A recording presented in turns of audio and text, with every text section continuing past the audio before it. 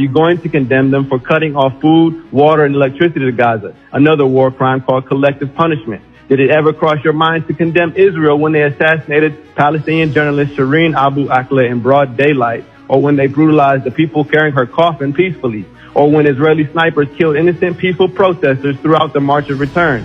Did the people in office before you ever consider condemning Israel at any point? Since its inception, when it crammed a country full of people into a 60-mile corner of their own country, creating the largest concentration camp in history, the largest open-air prison in the world? The answer is a resounding no. You never considered it, nor did your ancestors. But unfortunately for you, times have changed. The world is increasingly aware of the crimes of Israel and increasingly aware of the framework of politicians who enable their continued apartheid by resolutions such as these.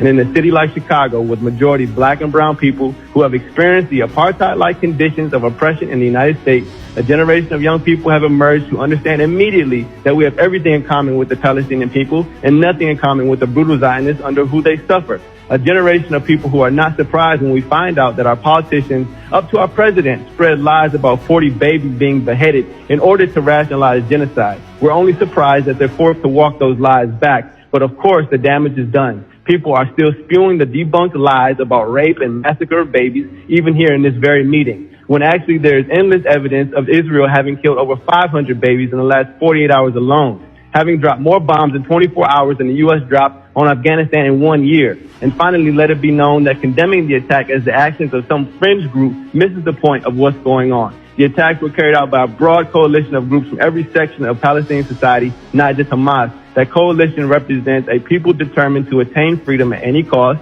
and they have arrived at this point in the face of a broad coalition of right-wing Zionists and their supporters like those in the city council who would start a meeting with a prayer calling for their attempt at freedom, a second Holocaust, where are so silent you could hear a rat piss on cotton when innocent, peaceful Palestinians are annihilated day in and day out like the Native Americans of this country. If it were another time, these same people would be condemning Africans for rebelling against their slave masters during slavery, such as Nat Turner or in the Haitian Revolution. Thank you.